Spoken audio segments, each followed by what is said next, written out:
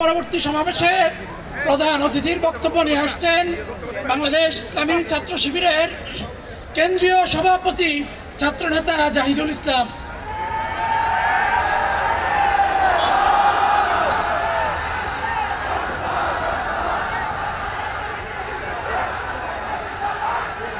আউযু বিল্লাহি মিনাশ শাইতানির রাজিম।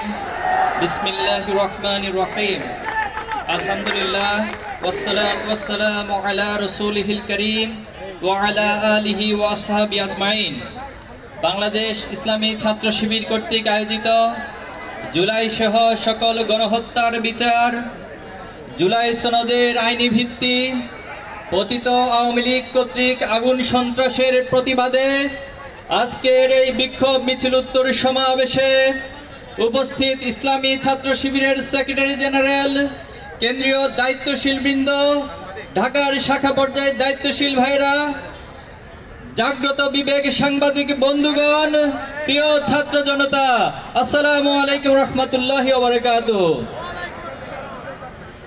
সংগ্রামী উপস্থিতি, জুলাই আন্দোলন, জুলাই বিপ্লবের মধ্য দিয়ে বাংলাদেশ আজ এক নতুন সূর্যের স্বপ্ন দেখছে।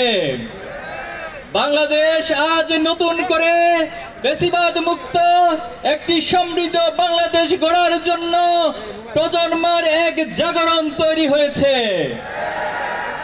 আমরা কি জুলাইকে ভুলে গিয়েছি? জুলাইয়ের সেই শহীদদের রক্ত এখনো আমরা ভুলে যাই নাই। জুলাইয়ের আহত ভাইদের সেই কাতরানো দৃশ্য এখনো আমরা ভুলে যাই নাই।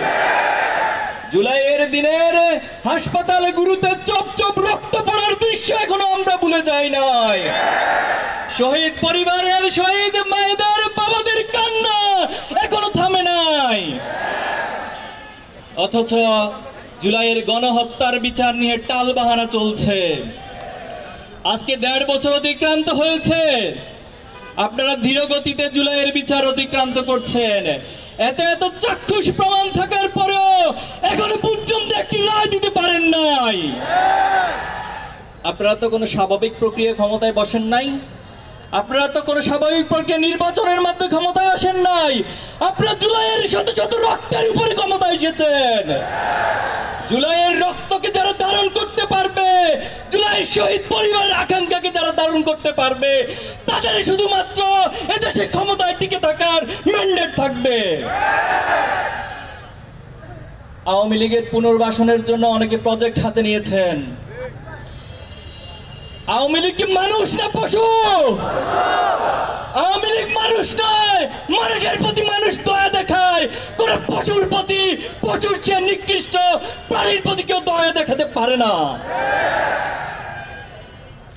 আপনারা বক্তব্য দিচ্ছেন ক্ষমতায় আসলে আওয়ামী লীগের সব মামলা উঠিয়ে নেবেন। আপনাকে কে অধিকার দিয়েছে সব মামলা উঠিয়ে নেওয়ার? কে ম্যান্ডেট দিয়েছে সব মামলা উঠিয়ে নেওয়ার? আপনারা ক্ষমতায় আসার আগে নিজেদেরকে ক্ষমতার চেয়ারে কল্পনা করা শুরু করে দিয়েছেন। হাসিনাকে আমরা একটা লাল কার্ড দেখিয়েছি। যারা ভবিষ্যতে পেশিবাদী স্বৈরাচারী আচরণ করার চেষ্টা করবেন তাদের জন্য ডাবল লাল কার্ড এই প্রজন্ম তৈরি করে রাখবে ইনশাআল্লাহ।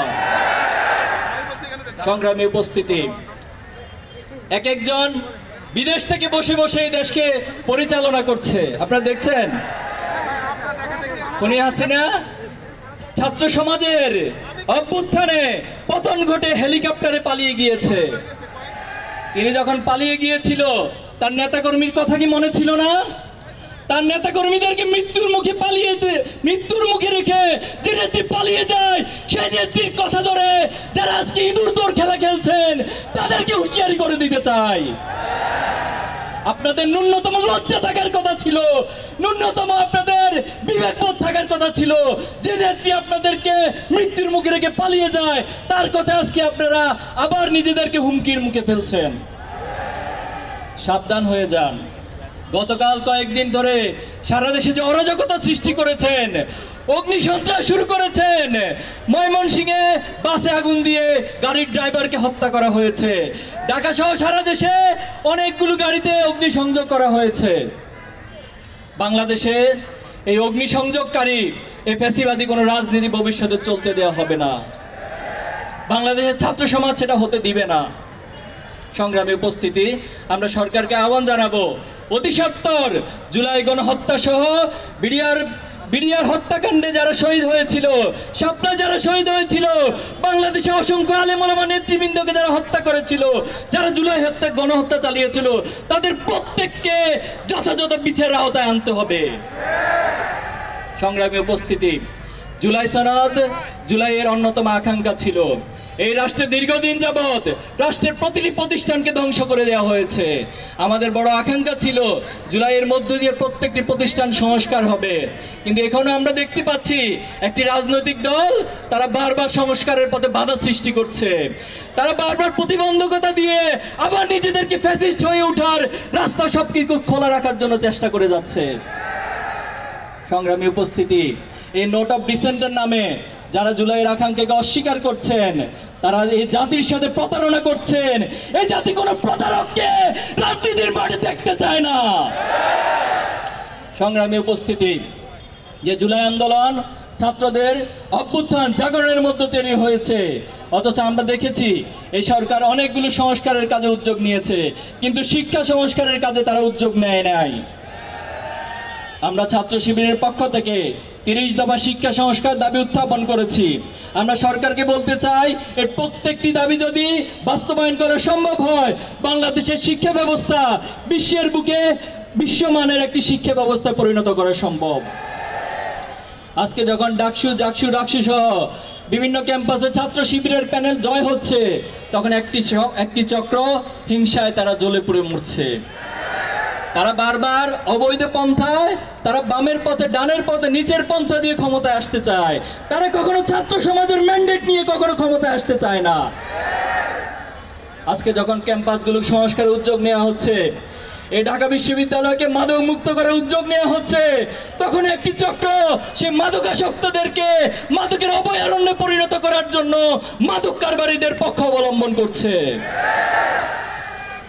আমাদের এই বাংলাদেশে যারা আধিপত্যবাদ কায়েম করতে চায়, তারা আমাদের ছাত্র সমাজকে ব্রেনলেস এবং মাদকাসক্ত প্রজন্ম হিসেবে গড়ে তোলার জন্য বারবার চেষ্টা করেছে।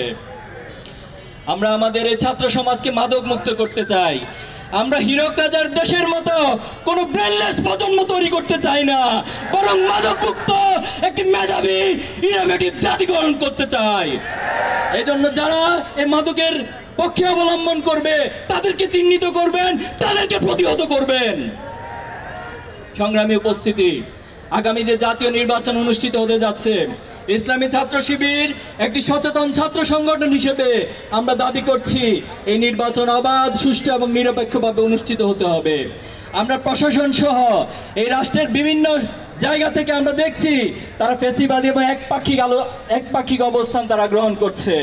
তারা আধিপত্যবাদ এবং ভারতের ইশারায় তারা তাদের কর্মসূচি নিয়ে মাঠে নেমেছে। আমরা বলতে চাই, প্রত্যেকটি জায়গা থেকে ফ্যাসিবাদকে নির্মূল করে আগামী দিনে একটি নিরপেক্ষ, গ্রহণযোগ্য, অবাধ নির্বাচন অনুষ্ঠান করতে হবে। গণভোটের বিষয়ে আমাদের ভাইয়েরা বলেছেন আপনারা গণভোটকে ভয় পান। গণভোট নিয়ে এত ভয় কেন আপনাদের? যদি মানুষের উপর আস্থা থাকে, সাধারণ মানুষের ম্যান্ডেটের উপর আস্থা থাকে, গণভোটকে তো ভয় পাওয়ার কথা ছিল না। এজন্য আমরা বলতে চাই, জুলাইয়ের সনদকে আইনি ভিত্তি প্রদানের জন্য, জুলাইয়ের শহীদ পরিবারের আকাঙ্ক্ষা বাস্তবায়নের জন্য আপনাদেরকে অবশ্যই সরকারকে গণভোটের আয়োজন করতে হবে। গণভোটের মধ্য দিয়ে জনগণের প্রকৃত মতামত এবং আকাঙ্ক্ষার প্রতিফলন ঘটবে। সংগ্রামী উপস্থিতি, আসুন এই বাংলাদেশকে নিয়ে আমরা যে স্বপ্ন দেখছি, শহীদ পরিবার যে স্বপ্ন দেখছে, সে স্বপ্ন পথে আমরা অবিরাম ছুটে যাব। আমরা এই শহীদ প্রজন্ম হিসেবে আমরা বলতে চাই যে বাংলাদেশ গড়ার যে সুযোগ তৈরি হয়েছে, এই সুযোগকে আমরা হাতছাড়া হতে দিব না। আমরা প্রয়োজনে প্রত্যেকে আবু সাঈদ হয়ে উঠবো, আমরা প্রত্যেকে শহীদ মুক্ত হয়ে উঠবো, শহীদ আলী রায়হান হয়ে উঠবো, কিন্তু বাংলাদেশকে আর পথ হারাতে দিব না ইনশাআল্লাহ। আমরা আল্লাহর কাছে সাহায্য কামনা করছি। আল্লাহ আমাদের সহায় হন। এই বাংলাদেশকে আসুন বিভাজন মুক্তভাবে ঐক্যবদ্ধভাবে গড়ে তুলি। বাংলাদেশ জিন্দাবাদ, ইসলামী ছাত্র শিবির জিন্দাবাদ।